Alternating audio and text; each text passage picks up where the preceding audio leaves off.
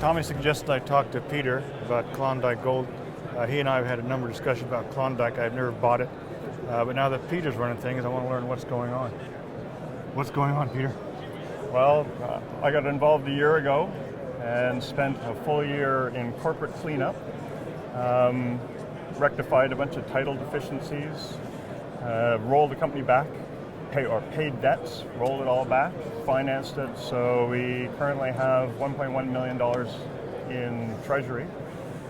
We've just announced an $800,000 exploration program coming for 2015.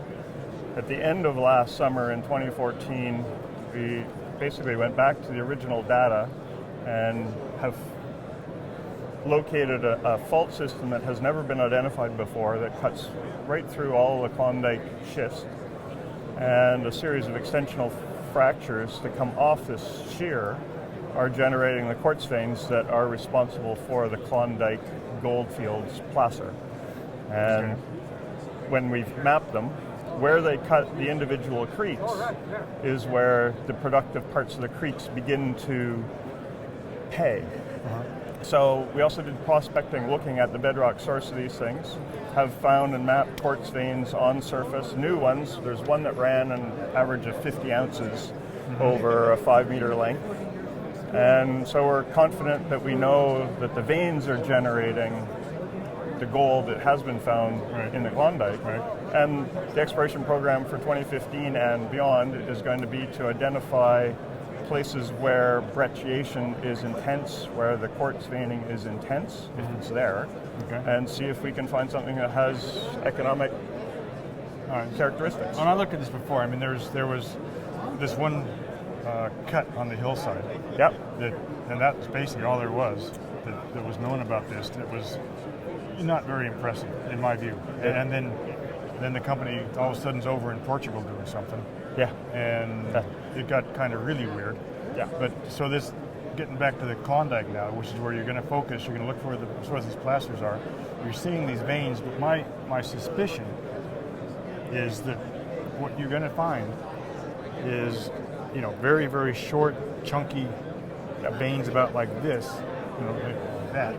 They're going to come and go, and it's going to be real hard to tie anything together into an actual ore body. And I agree that's there, and that's what's known.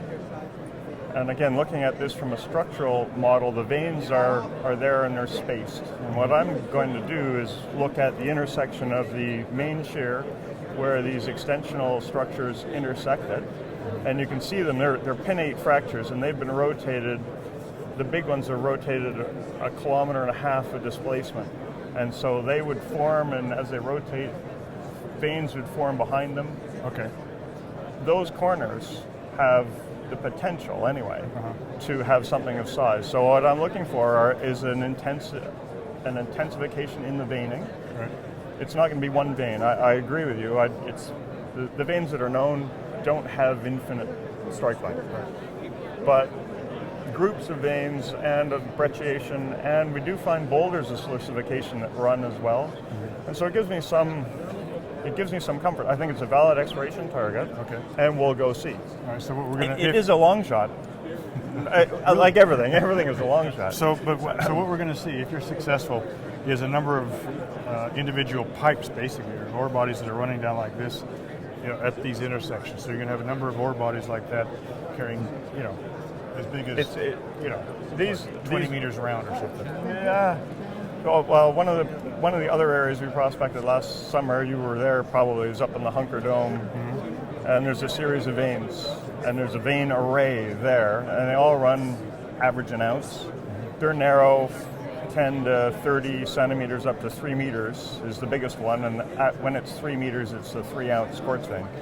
But we mapped the array, and it has an aerial extent of 700 odd meters laterally, and there's an old turn-of-the-century adit where it's collapsed, but it went in underneath, and we sampled the dump material there, and that's 150 meters vertically below the dome. So again, there's aerial extent, fair enough, and it's certainly worthy of prospecting. The grade is what I really like, because the high grade hides many, many sins, as you well know. So we'll see. I mean, I don't know that there are places where there's going to be enough quartz veining to occur, but nobody's looked. Right. Okay. And the history of the company has been such that the exploration that has been done has been very poor, or next to none, for the last 30 years. So nobody really has had any modern exploration applied to this property package.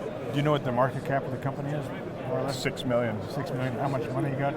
1.1 million. And that'll be gone this summer.